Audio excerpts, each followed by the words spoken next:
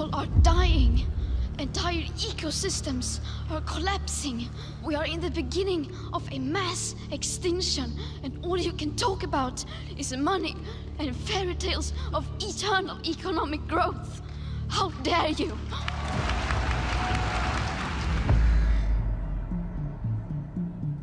This is the story of how an eccentric environmental scare grew into a powerful global industry.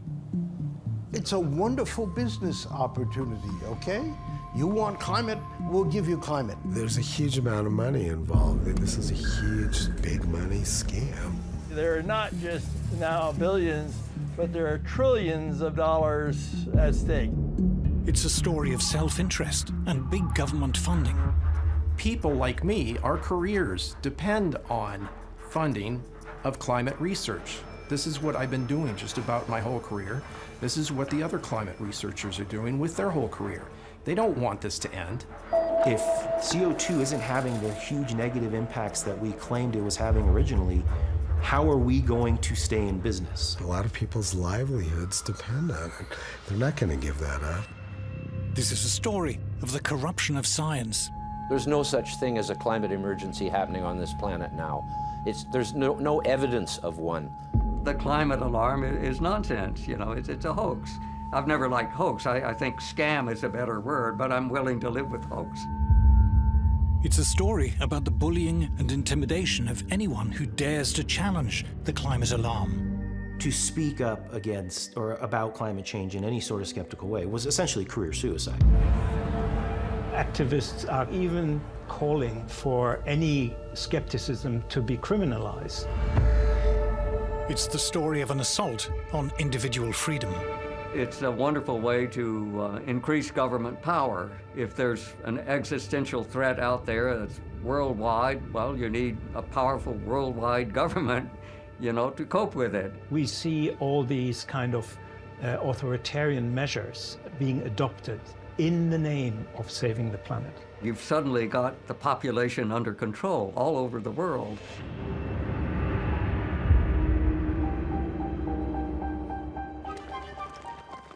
We called it industrial progress. Since the Industrial Revolution, the development of free market capitalist mass production has made ever more goods ever more affordable to ever larger numbers of people. Mass production marched hand in hand with mass consumption. In the modern age, ordinary people enjoy a level of prosperity never before achieved in human history. But all the while, we're told we were destroying the planet. Computers have calculated what is in store for us as we produce and consume ever more. The weather will get worse. The planet will boil. We greedy humans must accept limits on our lifestyle. Consume less, travel less. Those who deny the climate crisis are not just wrong, they're dangerous, spreading the poison of doubt among a gullible population. These deniers should be shunned and shamed and censored.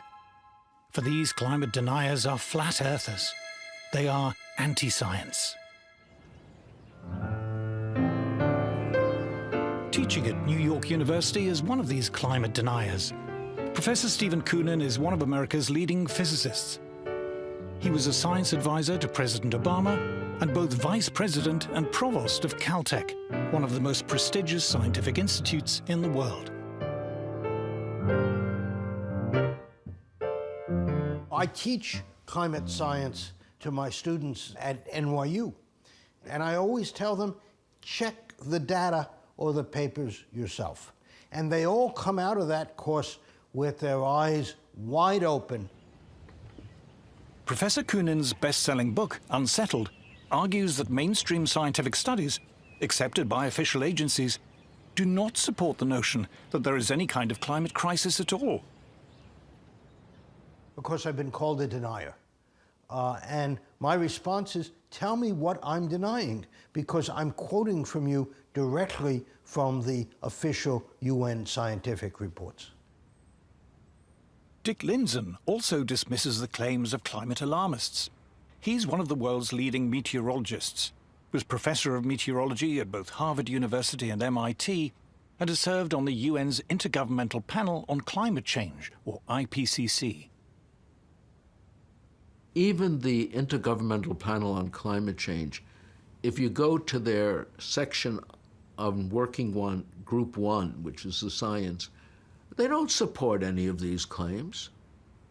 And I assure you, having served on it, it's biased, but you couldn't get any real scientists to agree some of the nonsense that's being promoted.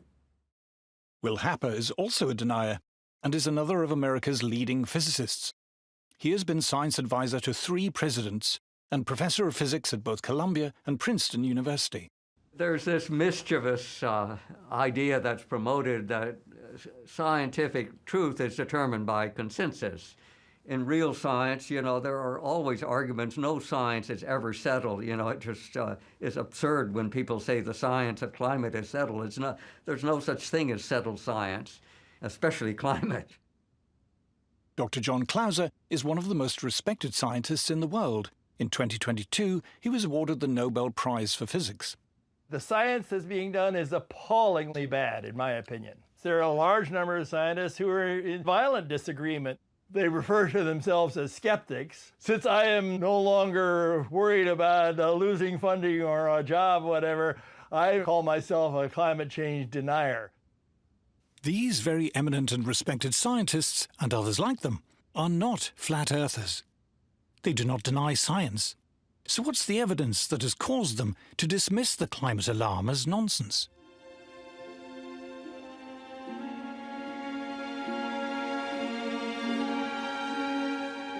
We are told that current temperatures are unprecedented and dangerously high. It's possible to check if this is true because we have evidence of Earth's climate history dating back hundreds, thousands, even millions of years. The desert of Judea by the Dead Sea. Professor Nir Shavi from the Raqqa Institute of Physics has come here looking for clues. Thousands of years ago, this place was underwater, and etched into the rocks are lines which, if you know how to read them, tell the story of Earth's climate history. And here's the climate. We're at the lake bed of what used to be Lake Lisan. It's a lake that existed until the end of the last ice age. Back then, the lake level was maybe 100 meters above where we're located. When we want to reconstruct climates of the past, we have to look for evidence, for clues. And when the lake existed, it had deposits. And by looking at these layers here, we can actually reconstruct how the climate has changed. Warmer water means more life, the accumulation of more shells and bones from sea creatures, and other changes that are reflected in the ancient layers of the lake bed. The lines act as a kind of thermometer, and this is just one way geologists can reconstruct past climate. In other places, we can go to stalagmite caves and see the annual rings that you have in the stalagmites, or we can drill cores from the bottom of the ocean and then look at layers there, or many other places. But here, I think this is one of the nicest places because you can actually see how the climate has changed. So when we look back in time, what do we find?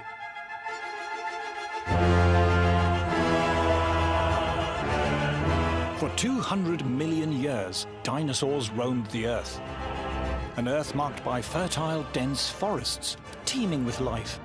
And at no time during those 200 million years were temperatures as cold as they are today. If you go back, let's say, 200 million years, it was maybe 13 degrees warmer than it is now. So, on the geological perspective, this is not at all unprecedented.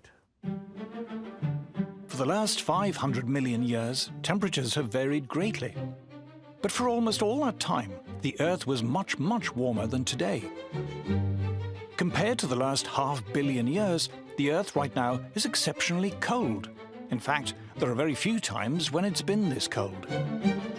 We're relatively cold. Maybe not quite the coldest it's been in 500 million years, but pretty close to it.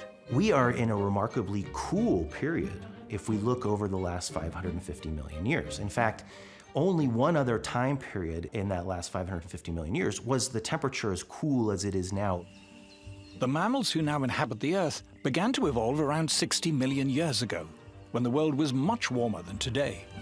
If we just look at the last 65 million years, so this is after the dinosaurs go extinct, mammals really start to take over, and our evolutionary ancestors start to live on the land. Any time period within the last 65 million years was warmer than it is essentially today. The Earth's mammals, humans included, appear to thrive when it's warm, warmer than it is now.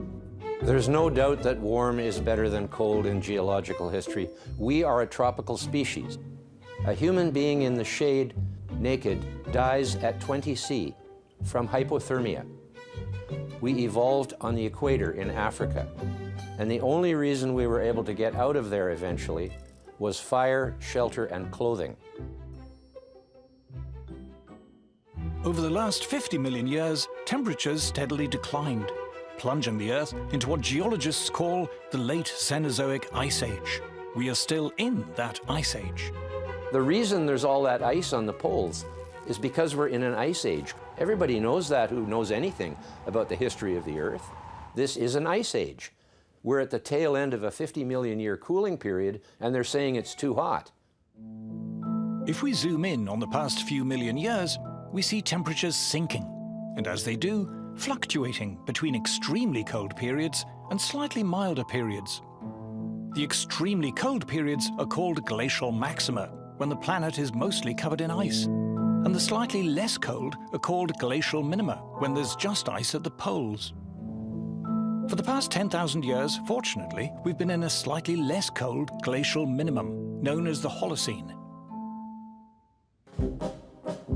With milder weather, humans began to emerge from their caves, and several thousand years ago, we see the rise of the first great civilizations, in a blissful period which, according to many studies, was considerably warmer than today. This is known as the Holocene climate optimum. It was called an optimum because people thought that warmer was better. Since then, temperatures have declined and begun to fluctuate. In Roman times, there was a blissfully warm period, followed by a brutal cold period in the Dark Ages. Then came the balmy medieval warm period, according to many studies as warm or warmer than today, followed by an especially cold period known as the Little Ice Age, possibly the coldest in the last 10,000 years. And here it is, the Roman warm period, the cold Dark Age, the medieval warm period, and then the very cold Little Ice Age, from which, for the past 300 years or so, we've been recovering. The longest instrumental record of temperature in the world comes from central England, and this is what it shows. Since the worst of the Little Ice Age, from 1650, the temperature has risen, gently, by little more than 1 degree Celsius. The central England record of temperature is a world treasure. You know, it's the longest continuous record that we have, and it's certainly not a very alarming record. It began in the depths of the Little Ice Age, and so you can see the slight warming that followed the Little Ice Age. And there's certainly nothing very alarming that's happening today at the very end of the record. Most of the warming that we're observing today is the recovery from the Little Ice Age, whatever caused that. Well, you know, we're talking over the entire industrial period of about 1 degree centigrade. To put this 1 degree in perspective, let's look at New York Central Park. Records show that there has been no overall change in temperature here since 1940. But from one year to the next, the average temperature can vary by 3 degrees Celsius, without many New Yorkers even noticing. In fact, between the warmest year in the 1960s and the coolest in 2000, there's a difference of 5 degrees Celsius. The average temperature on this day in this year might be 5 degrees different from the average temperature a year ago or 2 years. You know, when I hear people pontificating about 1.5 degrees leading to the end of civilization, I think, what have they been smoking? You know, are you crazy? Right? So. According to thermometer readings since 1880, there's been a very mild increase in temperature. Only by stretching the y-axis on this graph is the increase noticeable. This is the rising line used by official agencies as proof of global warming. But is it accurate? Professor Ross McKittrick is an expert in statistical analysis at Guelph University. He noticed something odd about modern thermometer records. Thermometers, even in the same region, give out very different readings, depending on where they're located. I was interested in the question of how do you explain the spatial pattern of warming? So some places warm a lot, some places don't warm much. And it turns out it's highly correlated with the spatial pattern of economic activity. Where there are more people and there is more human activity, there's more heat. This is known as the urban heat island effect.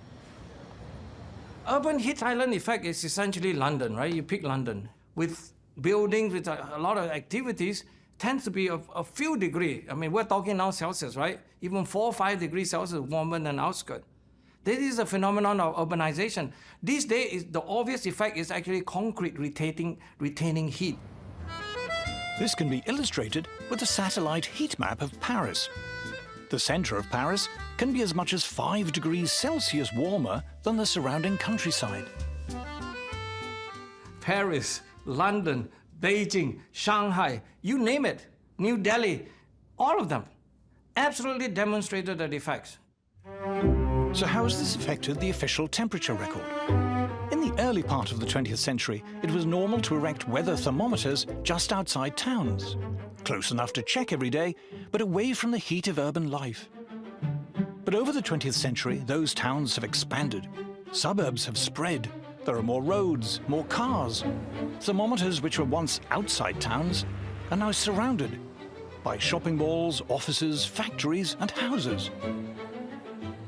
These towns and all the locations where thermometers are located, on average, they've all grown in population, let's say since 1880. You've got buildings growing up around the thermometers, you've got parking lots, so you've got all of these non-climate influences which are affecting the temperatures, which raises questions about the quality of thermometer data for monitoring global warming. To correct for this corruption of the data, an obvious solution is to use only records from rural weather stations, which have been less affected by urban development. This has now been done by a team led by Dr. Willie Soon. We combine all the best rural stations, anything that we can correct for, we correct for. And we show, if you just don't use this data set and use only rural, you get a very different kind of picture. According to rural temperature records, temperatures rose from the 1880s, but peaked in the 1940s. Then there was a marked cooling until the 1970s. After that, temperatures recover, but are still today barely higher than they were in the 1940s. What we see is that basically you have a warming from the 50s or so to 1930s and 40s and started to warm and then cool in a substantial way to the 70s, about 76 or so. Instead of a long-term systematic warming trend, it has a variability, multi-decadal, like every 50, 60 years or so, kind of a variation. It's not just rural thermometers that show little warming. Merchant ships and other naval vessels have been measuring the temperature of the sea since the 19th century. In red, we see the land temperature record since the 1860s, which has been inflated by urban thermometers. But in blue is the ocean temperature record. From around 1900, the two begin to diverge. Ocean records show far less warming in the 20th century, and the pattern more closely resembles the rural temperature record. Sea is not supposed to be, quote-unquote, contaminated by urban heat island effect. Am I right? Yes? So when we compare the two records, within the range of uncertainty, this behavior actually fits.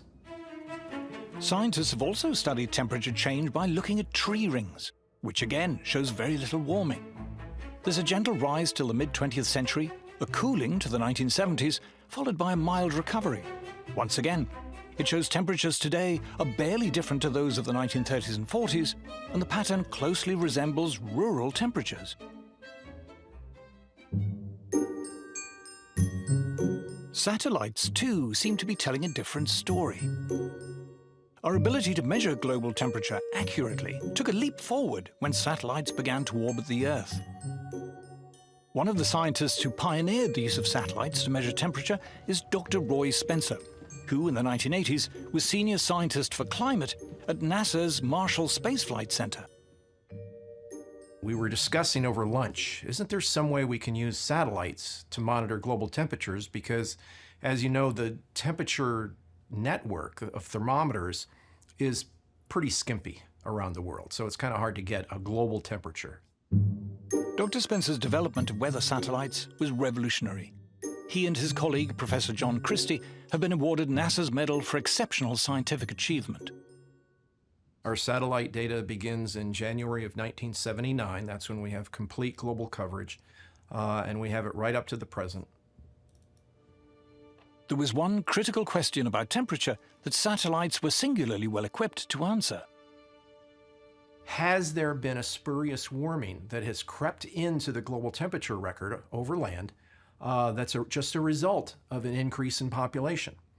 And that's something that we've been analyzing and working a lot on lately, and we're finding that, especially in urban areas, it's large. I mean, since 1880, most of the warming, it looks like, is due to the urban heat island effect. We're lucky to have a few independent scientists like John Christie and Roy Spencer with their satellite measurements of temperature.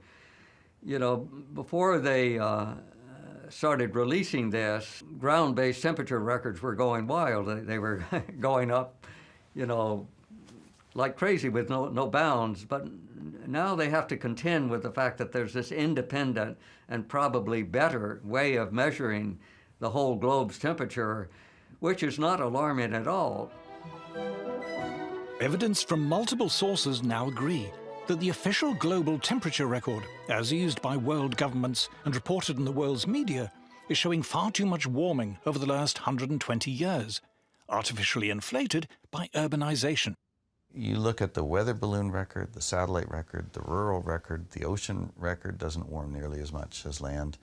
All of these indications show that the big warming pulse in the record is the Northern Hemisphere land record. And that's also where most of this data contamination is happening. But of the mild warming that has taken place in the last 300 to 400 years, can any of it be attributed to human emissions of CO2?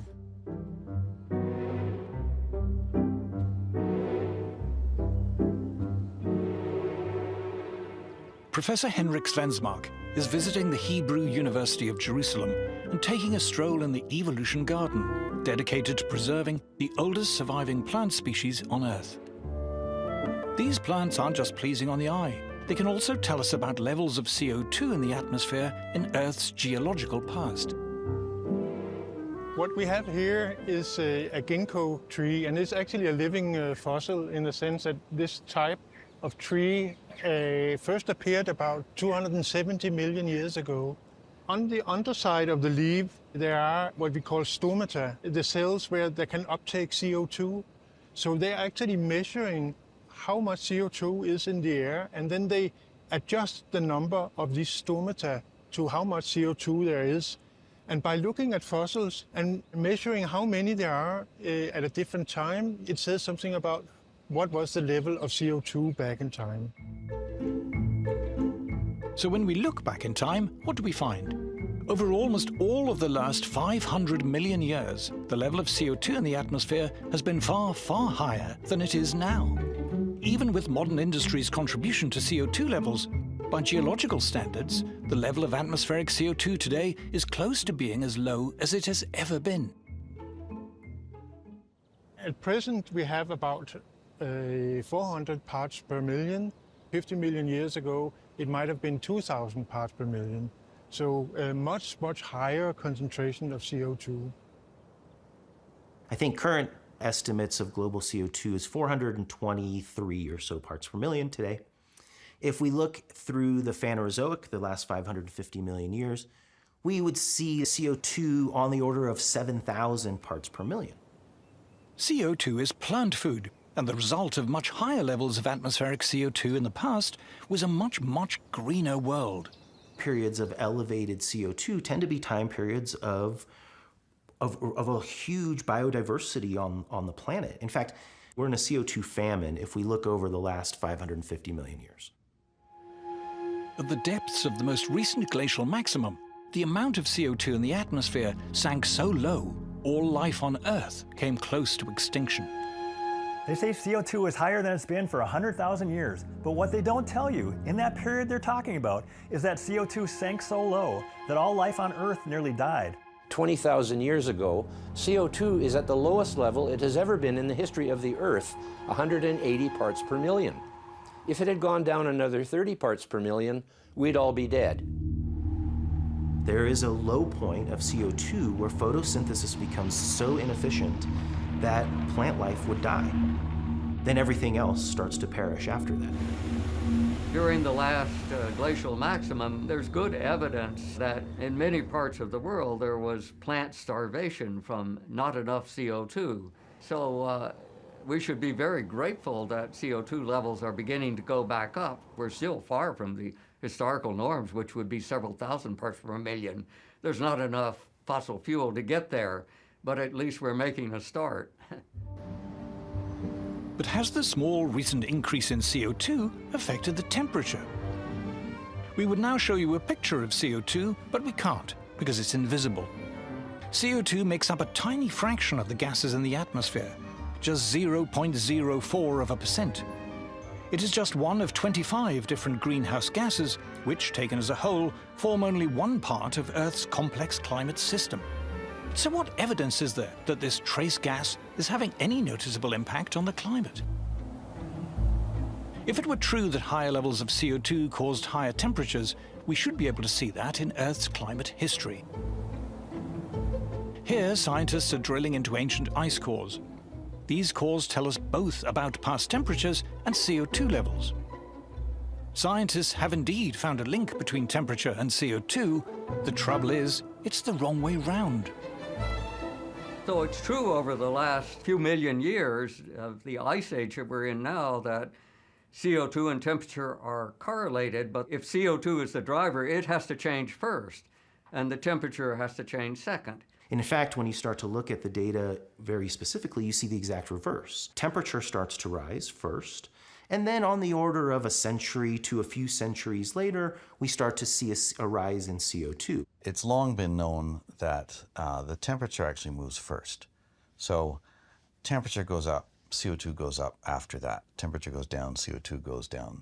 Ice ages start when carbon dioxide is at its maximum, and ice ages end when carbon dioxide is at its minimum, which is the exact opposite of what would occur if carbon dioxide was controlling the temperature. The question of whether CO2 drives the climate is easily resolved. You can look back in time over hundreds of millions of years. CO2 levels have changed radically many times. Did this cause temperature change? No, absolutely not. CO2 has never driven temperature changes in the past, never.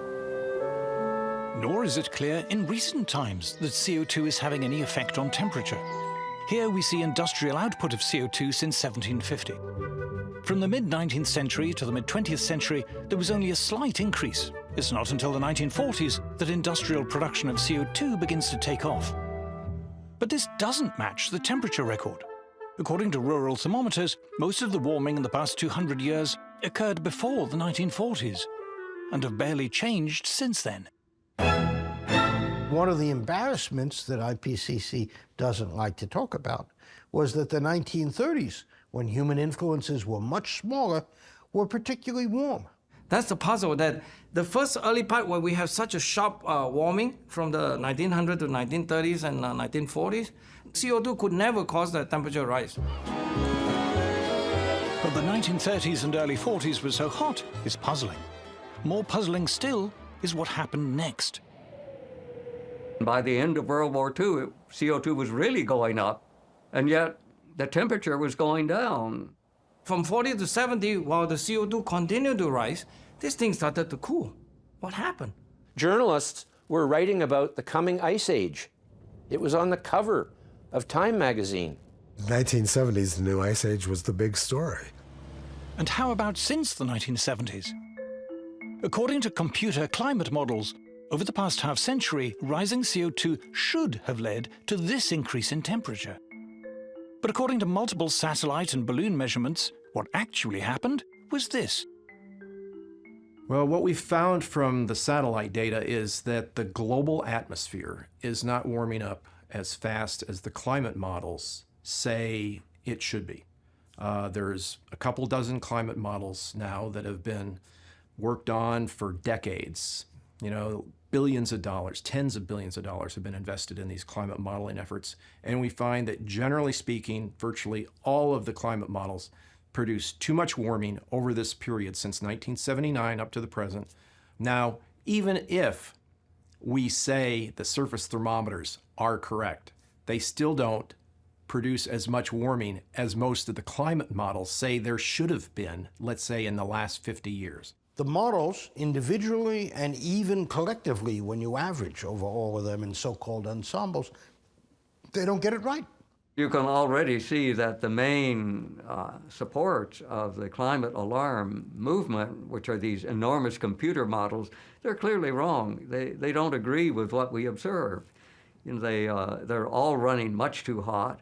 They don't get the geographical distribution of temperatures anywhere close. They don't get El Nino, La Nina cycles. They're just nonsense. All climate models are based on the assumption that CO2 drives temperature change. But actual observations and historical evidence clearly suggest that it doesn't.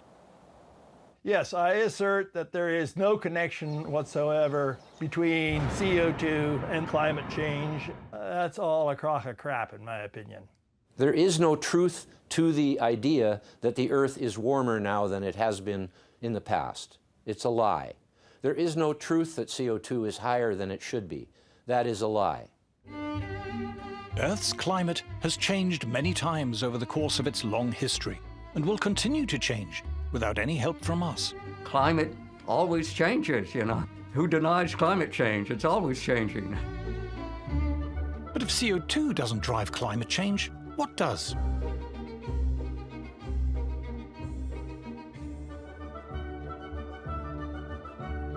In Earth's atmosphere, there are powerful forces at work, and perhaps the most powerful of all are clouds.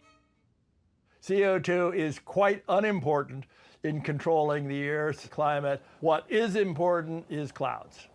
Clouds don't absorb any energy at all. They simply reflect all of the sunlight back out into space. Big, bright, white clouds. If you look at the Earth, you see lots and lots of them, and they vary dramatically from one day to the next.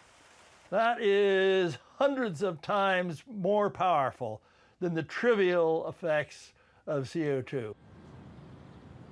But what controls the number and density of clouds on Earth? Professor Henrik Svensmark from the Danish National Space Institute is in Jerusalem with the astrophysicist Nir Shaviv. Together, they've been exploring cloud variation and its effect on climate.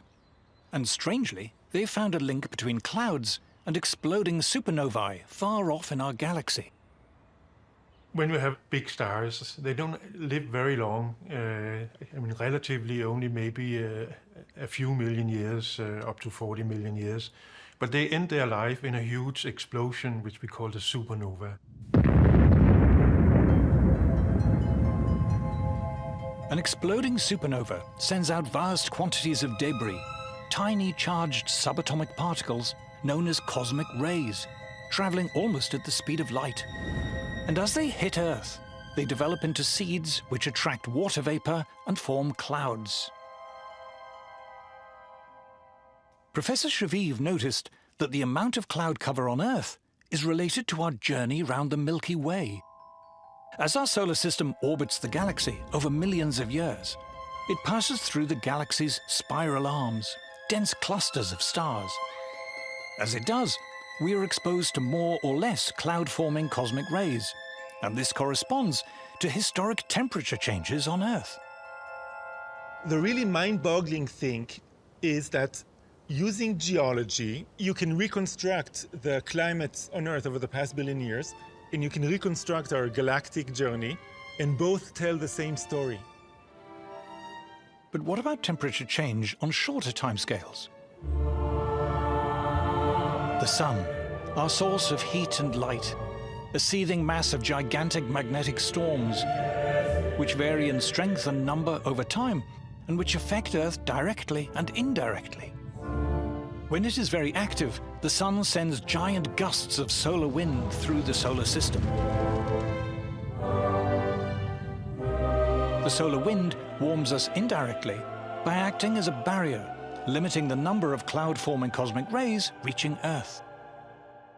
So from the sun, we have the solar wind. It carries the sun's magnetic field out to a large distance, and it works like a shield against cosmic rays. When the sun is more active, you have a stronger solar wind, you have less cosmic rays reaching the inner solar system and reaching the atmosphere, and the clouds which are then formed are less white. They reflect less of the sunlight, which means that it's going to be warmer here on Earth.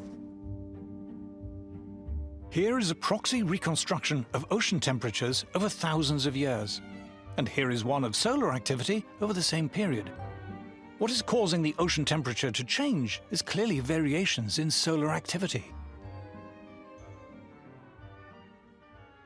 Because IPCC is determined to go on a narrative that only CO2 can drive the climate system, they turn off the sun essentially, right?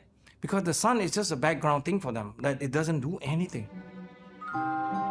Astrophysicist Willie Soon decided to look again at the rural temperature record for the past 150 years.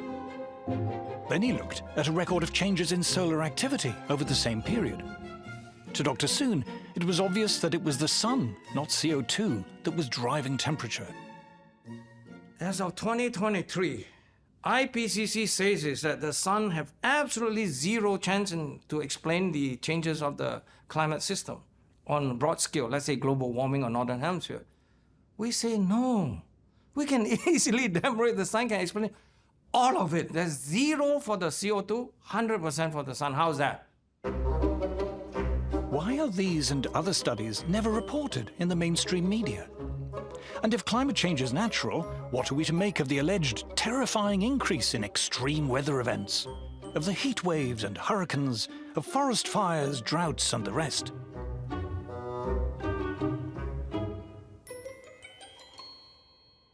My first instinct as a scientist, and what I teach my students, is, well, let's look at the data.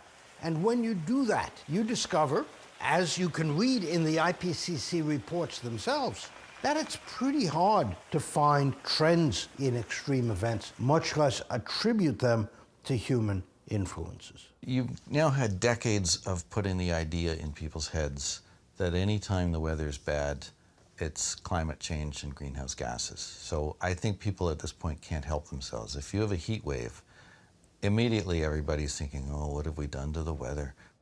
If somebody says in the news this is the warmest day since 1980 or something, well, you can look up the temperature records and see for yourself whether it was in fact warmer in the 1930s, as it often is.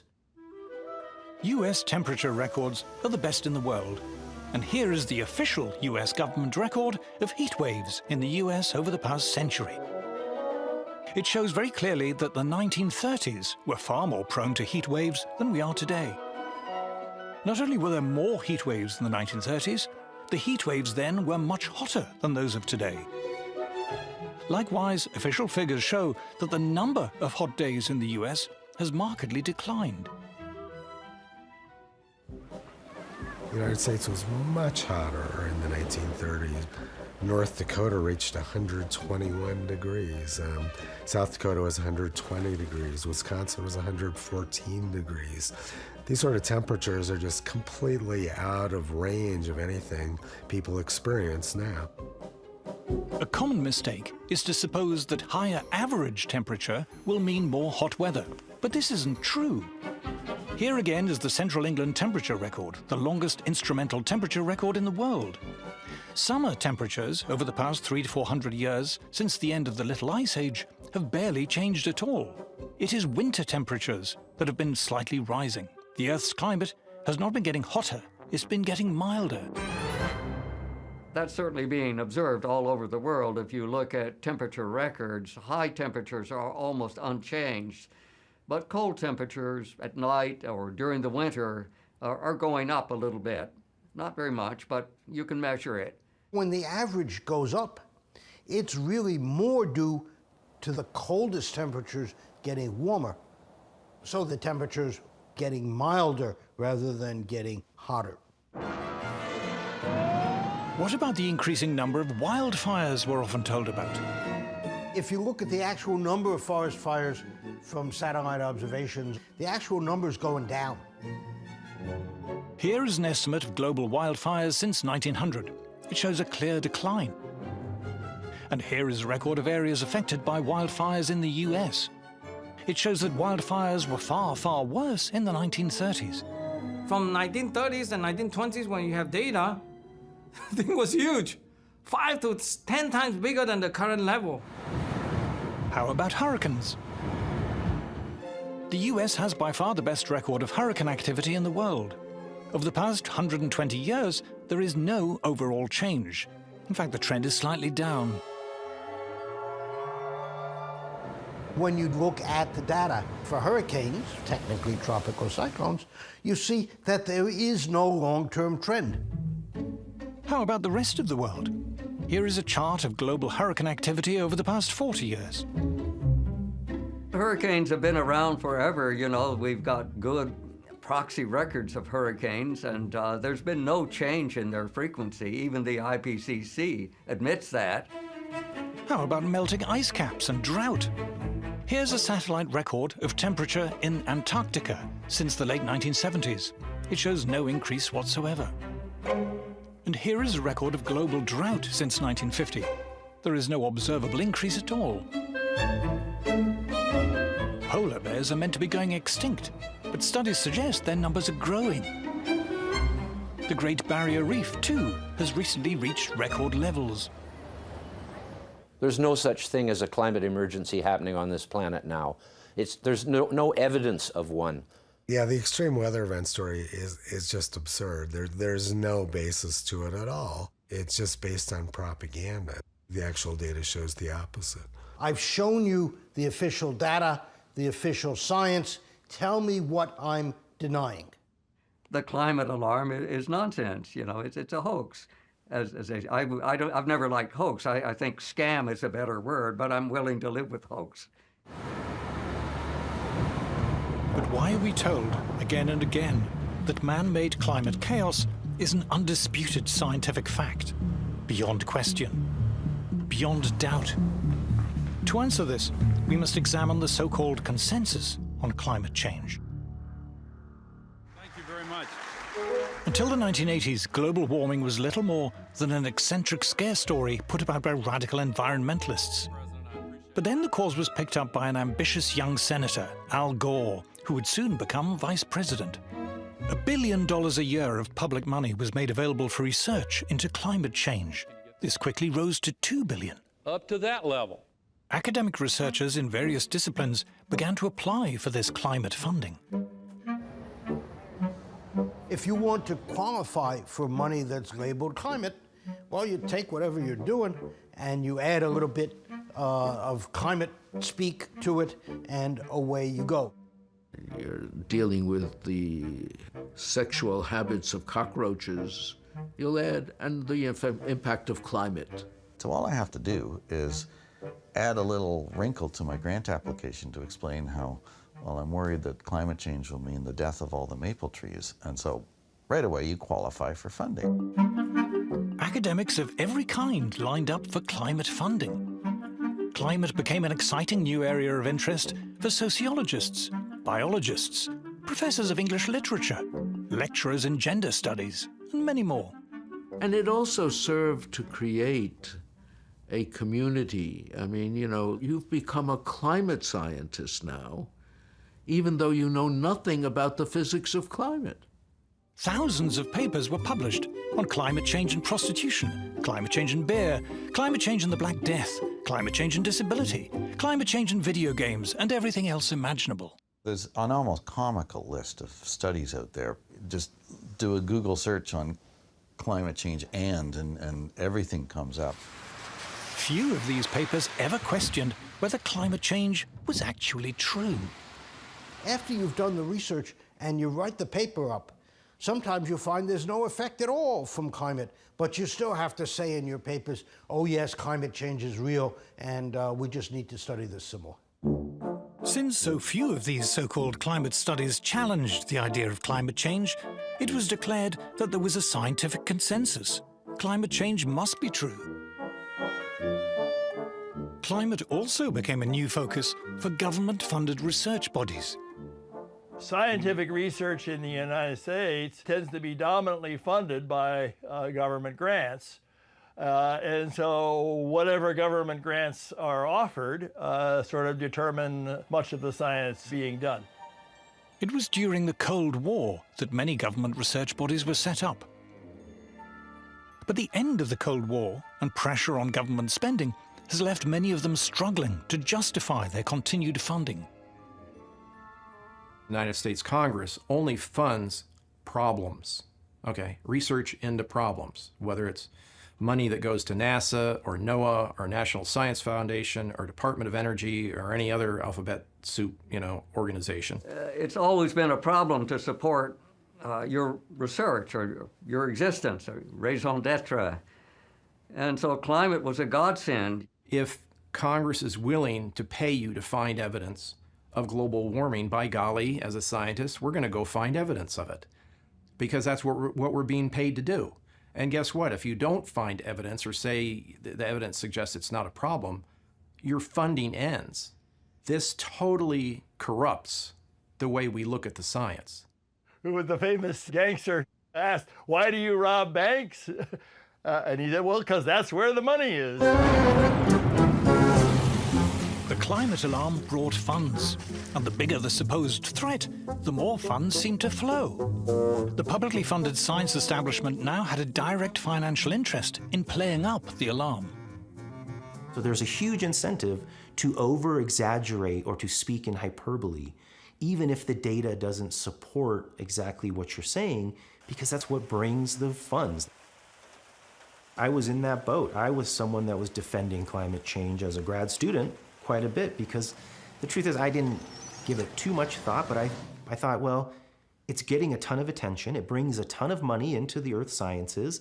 Even if I don't buy all the hyperbole, what's the problem? By the late 1990s, what had started as an environmental scare story was gaining momentum.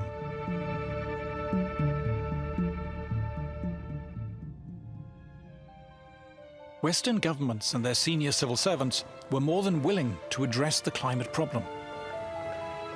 Green taxes were levied, green regulation expanded, and this in turn generated more climate-related jobs and activity. Take the banking sector, for instance. You say to a banker, we want you to file reports with the Regulatory Commission on how climate change is going to affect your bank. Well, a banker doesn't know anything about this subject, so then they have to commission studies from academics. And of course, the academics are happy to come and tell them, well, it's going to be terrible for your bank. It's going to cause all kinds of problems, and you need to give us money to research this. Green subsidies and regulation meant there was now money to be made in climate. Renewables firms sprouted.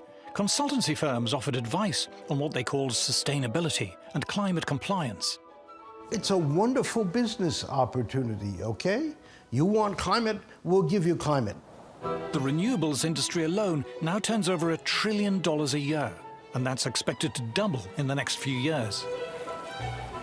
What used to be a cottage industry is now blossomed to become a major part of the world economy. The growth of this climate industry has seen an explosion of highly paid green jobs. Chief sustainability officers, carbon offset advisors, ESG consultants, climate compliance lawyers, and countless others. Students started to come into our departments as earth science departments with a focus on climate. That never happened before. But they started to look at their career prospects, and they were smart, and they were looking at who's hiring. And the fact of the matter is that everything in the hiring pool had climate somewhere attached to the name. I started a few years ago seeing programs like a master's degree in climate finance. And I just went, what on earth is climate? I understand what a master's degree in finance is. Well, now you need a university that's going to teach this program. You need professors of climate finance. Every single school or university or business will have a climate officer or climate officers and a climate program. And you look at any of these institutions or businesses, you will find they all are signed up to it, and anyone who hasn't signed up will come under pressure. At the last gathering of the publicly funded UN's IPCC, 70,000 delegates flew in from around the world. Government bureaucrats, green NGOs, carbon sequestration consultants, environmental journalists, heads of renewables companies. But this is just the tip of the iceberg. Many hundreds of thousands of jobs worldwide now depend on the climate crisis. You start building this enormous population whose job is to manage the crisis, and also explicitly to make sure that people are alarmed about the crisis, because this whole industry depends on the existence of the crisis. But therein lies the one great threat to this multi-trillion-dollar industry. All the jobs, all of the funding are totally dependent on there being a climate crisis. If CO2 isn't having the huge negative impacts that we claimed it was having originally, how are we going to stay in business? How do we justify our existence if climate change isn't this existential threat that we claimed it was over the last 4 decades or so? People like me, our careers depend on funding of climate research. This is what I've been doing just about my whole career. This is what the other climate researchers are doing with their whole career. They don't want this to end. If NASA said global warming's not a problem, where does their funding disappears, right? So they can't say that. I mean, you've got the United Nations Intergovernmental Panel for Climate Change. If they said the climate isn't changing, they'd have no reason to exist. The IPCC has a self-preservation instinct to show that climate change is an existential threat. Otherwise, there's no reason for them to be collecting the money and doing the work in the first place. There are not just now billions, but there are trillions of dollars at stake. There's a huge amount of money involved. This is a huge, big money scam. A lot of people's livelihoods depend on it. They're not going to give that up. If suddenly the notion becomes apparent that this is not such a problem, you're going to see that as an existential threat. Scientists who studied the natural causes of climate change began to be viewed with suspicion, as 2 Harvard astrophysicists discovered. How much does the sun change, and how does it change, and why does it change? And then we didn't even want to get into the temperature record, the climate thing. Immediately they will come after it, because when we started to estimate that the sun changed by quite significantly in terms of climatic sense, immediately the attack is there. Because it's not following the narrative, because they need the CO2 to be the only one, the only dominant player. When you tried to say, well, gee, we're just looking for the background of natural variability, the response would be, we can't have natural changes as an effect. It has to be human-caused. And some of that was directly stated, but most of it was indirect. Your funding for this kind of project will be dropped. This kind of project doesn't go anywhere. By that time, anything that contradicted the narrative of global warming as a serious problem was not going to get funded. Editors of academic journals came under pressure not to accept papers which were deemed to be skeptical of the climate crisis. We will not publish anything that questions this. I mean, it's not something surreptitious. Scientists who dared to point out in public that there was no climate chaos began to be sidelined and shunned. If a scientifically qualified person stands up and says, we don't see an upward trend in the data on Pacific typhoons, well, suddenly they lose standing to address the topic of Pacific typhoons, not because what they said is wrong, but because it's off message. They can marginalize any kind of criticism of the narrative by saying, you're not qualified to talk about this because you don't support the narrative. That is then, and then having marginalized everyone who doesn't support the narrative, they can turn around and say, well, everybody who counts supports the narrative, so we must be right. Environmental journalists ignored skeptics and instead offered headlines to anyone prepared to make the most outrageous claims and predictions about a climate apocalypse. It's gotten to where it has nothing to do with the science anymore. It doesn't matter if your alarmist prediction doesn't come true, you're still going to retain your status as an expert, and the media is still going to come and ask you for your opinion, even though you were crazy wrong about your predictions. But the consensus on climate is not only enforced by those in the climate industry. To explain the broader appeal of the climate alarm, we must look at the politics behind climate.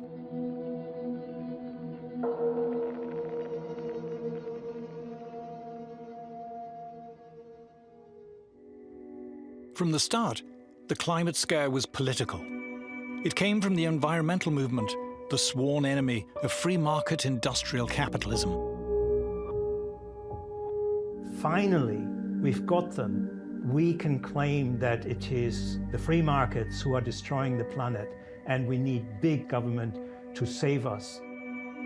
The climate problem, it is said, stems from the irresponsible actions of greedy, feckless individuals who have too many babies and drive too much and consume too many products, and of the capitalist corporations who pander to their whims. The solution is for government to have greater power to regulate private companies, but also to guide and reshape the lives and habits of individuals. Policy agenda has sprawled into micromanaging everybody's lives on the most minute detail. What kind of stove you can use, what kind of heater you can have, how much you can set the thermostat out, where you can drive, what kind of car you can't.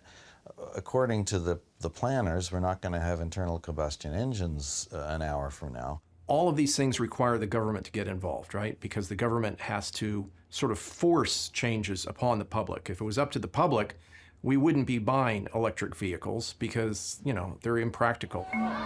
Support for the climate alarm is now virtually synonymous with disdain for free market capitalism and a yearning for bigger government. It's liberals versus conservatives in the United States.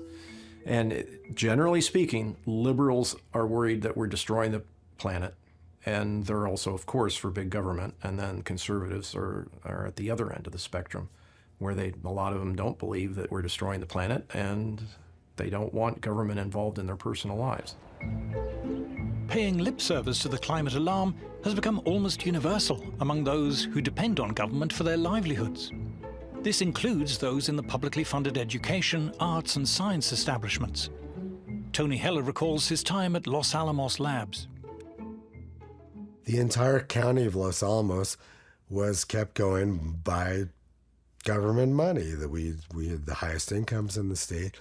So naturally, people who lived in Los Alamos supported big government because that was where their livelihood came from. That was where their good schools came from.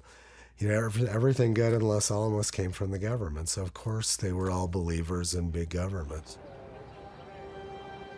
Among the largely publicly funded Western intelligentsia, support for more government spending and regulation is almost a defining moral badge. In these circles, to question the climate alarm is socially unacceptable. To be a climate skeptic is taboo. Somebody that goes against it, it really does get met with a lot of anger and vitriol, and you know, you're called a denier, a science denier, and a heretic. Your colleagues won't engage with you anymore. You don't get invited to conferences. Your students may desert you. This is all really terrible. Professors Henrik Svensmark and Nir Shaviv describe what happened when they published their results on the climatic effects of solar activity. It was like all hell had broken loose because of this work. I had no idea that things would escalate as they did, and it completely changed my life. Once we said that, people didn't like hearing it, and we became a persona non grata. I mean, I have so many instances of people doing really nasty things. When I applied for a job, a group of scientists write to the university, say they shouldn't hire me. And that's a typical story, unfortunately. If you don't agree with a standard polemic, you become an outcast, you're shunned. as if you have leprosy. For Professor Sally Baliunas, the personal attacks became too much. I retired early. And my family said I should have retired even sooner, years sooner. So they noticed the toll. It took a toll on them and me. Dr. Matthew Wailicki was an assistant professor of geology at the University of Alabama when he decided to speak out about the climate scare. As a result of the backlash, he has decided to leave teaching. To speak up about climate change in any sort of skeptical way was essentially career suicide, absolutely. There was no possible way that I would publish in quite a few of the mainstream journals that I was required to publish in. I essentially isolated myself from many of the funding institutions. This is one of the reasons you can build a consensus in a community, is because anybody who is skeptical of that consensus essentially gets kicked out of the community. Speaking out in scientific ways that go contrary to the consensus, I would say is a career killer for people at the early stage of their careers. If I were 30 years old in a university trying to make a career, I would certainly keep my mouth shut. And in fact, I went to some effort to keep my mouth shut when I was younger. I knew climate was nonsense then, but I was a little bit careful. If a young person is questioning this, they can't put that in a proposal. The proposal will be denied, and they can't effectively publish because the gatekeeper will keep them out. And so it would end their career. You have to go along with the global warming story. If you don't, you're going to get cut off, you're going to lose funding, you're going to get your career ruined, you're going to be trashed by the community, you'll be despised by your coworkers. The so-called consensus on climate has itself become a weapon, a form of bullying, intimidation, and censorship used against those who refuse to conform. It's a tool that people use to bludgeon their opponents and the skeptics and to attack their character. According to its critics, far from being scientific, the militant, intolerant climate consensus represents a devastating assault on free scientific inquiry. I see my job as a scientist as just laying out the facts and letting people decide what they want to do. When you can't talk about the facts, things become corrupt. If you shut the door on ideas, if you say you're not allowed to test it, you're not allowed to have that idea, you've left the realm of science. I don't think climate researchers will ever back down from their claim that increasing CO2 is the control knob on today's climate system. I don't think they will ever back down from that, no matter what the evidence is. It's clear it's now a cult completely divorced from science. But the apparently unstoppable climate scare does not just represent an attack on science. It is starting to shape for us a new kind of society.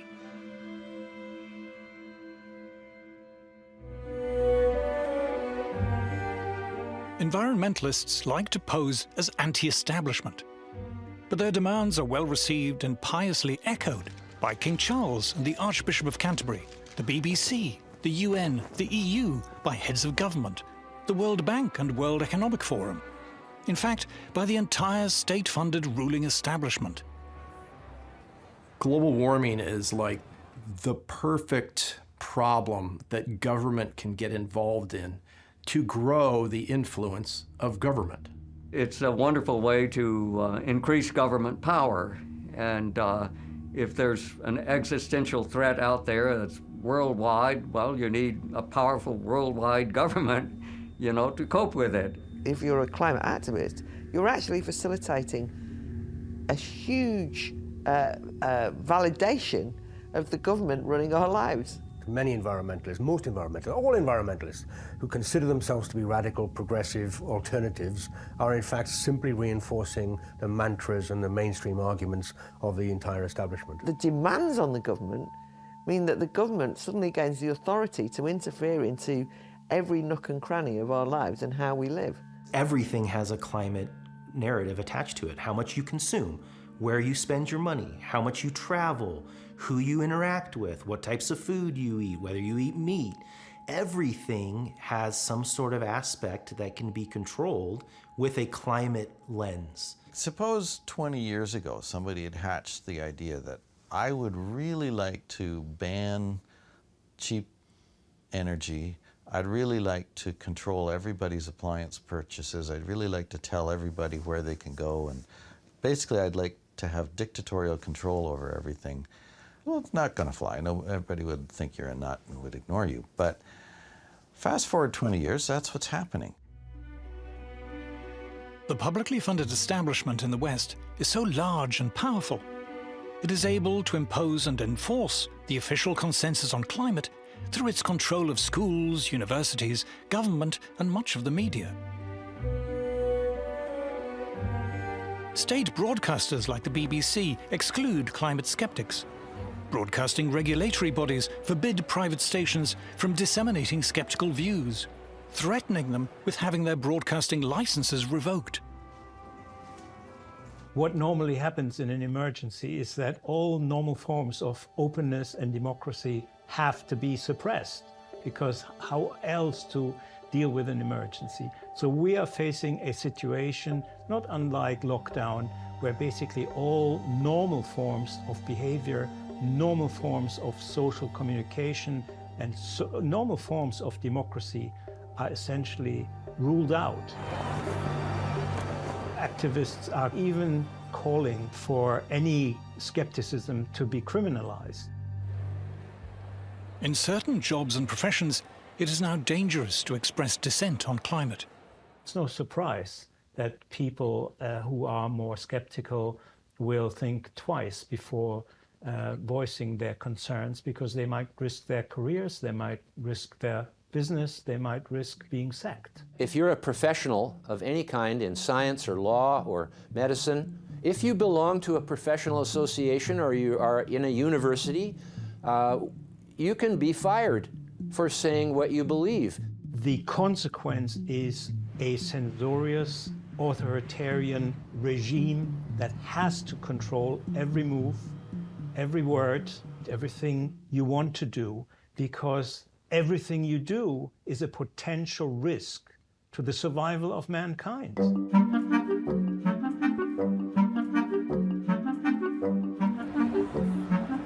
Climate protesters condemn capitalism, but at their anti-capitalist rallies, it's hard to spot anyone who looks like a worker, like a docker or crane driver or steel worker or a beautician or a trucker. The workers, it appears, are totally absent from these rallies, and for very good reason. Today's climate alarmists complain not that capitalism isn't producing enough, but that it's producing too much. The modern capitalist system has led to prosperity. More and more people have more and more things. The modern anti-capitalism of the present time is a critique of capitalism that it gives us too much. They think that the problem with capitalism now is actually that it's giving out too many rewards en masse to ordinary workers. And what they want instead, and this is often very explicit actually, is a much more austere, simple kind of lifestyle in which the mass consumption, the consumption choices of the great bulk of the population are controlled or even prohibited. You have to consume less, you have to holiday less, you have to drive less, you have to eat less, and so on. It seems that what upsets many environmentalists is not the failure, but rather the success of capitalism in producing an abundance of affordable goods for the masses. Ordinary working people, for once, we've arrived at a point in history, in the Western world at least, where mass manufacture has allowed them cheap clothes, cheap food, cheap furniture. Therefore, you get a clash when affluent environmentalists express their disdain for mass consumption. People going on those big, huge cruise ships. It's like thousands of them. It's like, what are they doing? Oh my God, there's all those cruise ships, like ruining Venice, you know, ruining all our beautiful... We own them, don't we? They're not... What are they going there for? What you have here is a classic example of class hypocrisy and self-interest masquerading as public-spirited concern. You could take these kind of green socialists much more seriously if they lived off-grid, they cut their own consumption down to the minimum, they never flew. Instead, you get constant talk about how human consumption is destroying the planet, but the people making all this talk show absolutely no signs of reducing their own. What environmentalists call degrowth is being achieved by the trashing of our conventional energy and transport systems, and the forced introduction of expensive and unreliable alternatives. Already this is having the desired effect on industrial manufacturing, which is straining under the burden of punitive green taxes and regulation and higher energy prices. The people behind the climate alarm couldn't give a damn about manufacturing. They have nothing to do with it. They don't know people who work in manufacturing, whose jobs and lives depend on it. They're not excited by industry or industrial progress. They explicitly want to shut it down.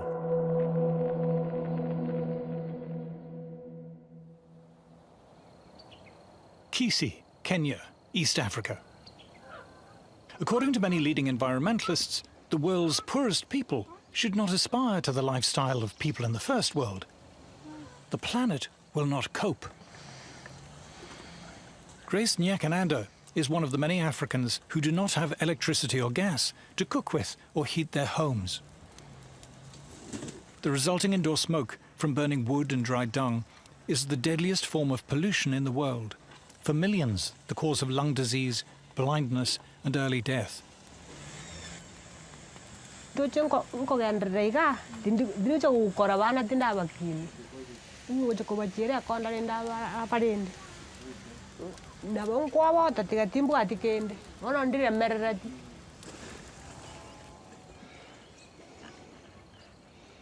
not just cheap, reliable electricity that Africa needs.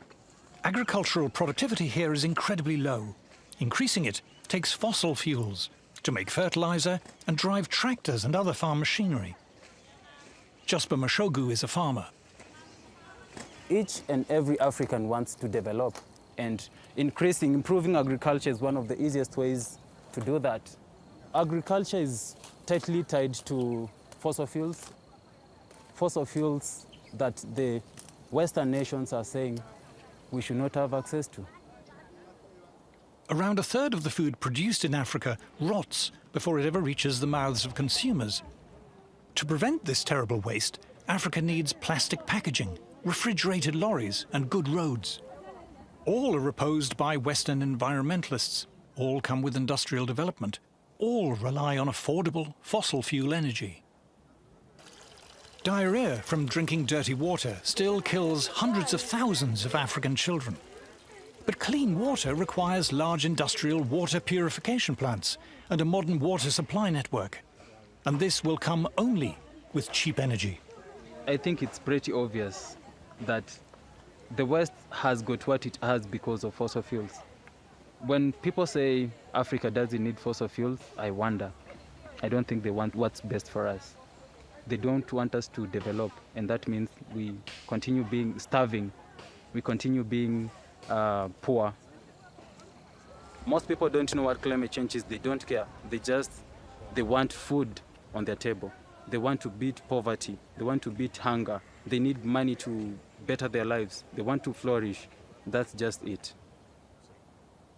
When they use the word sustainable development, they're talking about no development.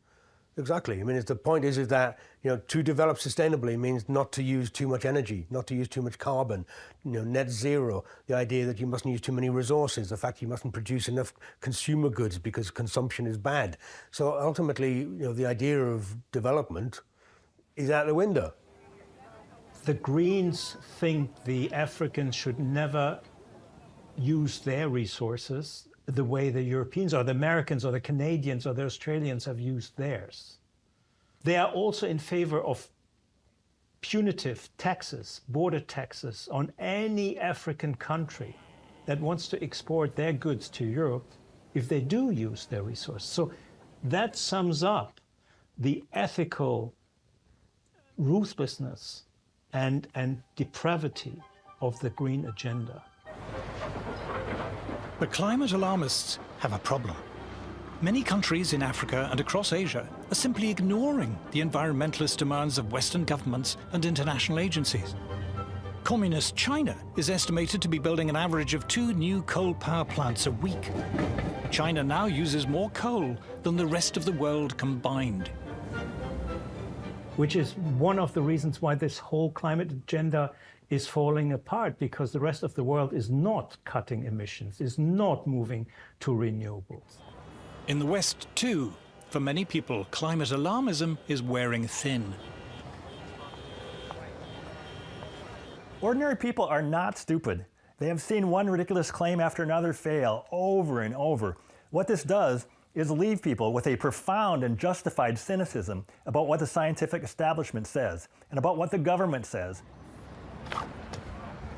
To fix the climate crisis, we're told, we must give up our cars. We must pay more for fuel, heating, clothes, food, fly less, limit where we go. This attack on mass travel, mass tourism, mass consumption holds little appeal to the masses. People have started to realise it's going to cost them a lot of money to simply live the lives that they weren't leading, that they want to lead. And as soon as that started to happen, I could see people in the United Kingdom who had previously been indifferent to environmentalism suddenly think, how dare they do that, right? How dare they try and take away what we consider to be not luxuries, but necessities. The whole policy of sustainability is about restraint. It's about restriction, it's about doing less. And that, obviously, for most people is anathema to their everyday needs. The fact that there is actually an ideological movement of people who think that cheap mass production of whether it's houses or anything else is a problem. I mean, for God's sake, no wonder people become disdainful of the kind of middle-class outlook of environmentalism. But that is literally what people say. How can we stop people buying cheap things in shops? When climate protesters climbed onto an underground train in London's East End, they were not cheered on by working commuters. They were hurled abuse, pelted, angrily dragged off the train, and received rough treatment on the platform. If you were to go into a pub frequented mainly by what the Americans call blue-collar workers, you will find that being sceptical about climate change policy is not going to get you thrown out. Quite the contrary, somebody will probably buy you a drink. They can tell that behind all the talk about climate emergency, climate crisis, what there actually is an animus and a hostility towards them, their lifestyle, their beliefs, and a desire to change it by force if necessary. Punitive and restrictive policies, carried out both in the name of climate change and COVID, have sparked protests in Britain, Canada, and other Western countries. Anti-establishment politicians and movements are gaining support. What they underestimated was the fury that this would meet with ordinary people who just say, you can't do this, so you suddenly get this new movement. Many working people are not merely skeptical, but positively angry about the climate alarm and all that flows from it. There is a suspicion, or perhaps realization, that climate change is an invented scare, driven by self-interest and snobbery, cynically promoted by a parasitic, publicly funded establishment hungry for ever more money and power. An assault on the freedom and prosperity of the rest of us.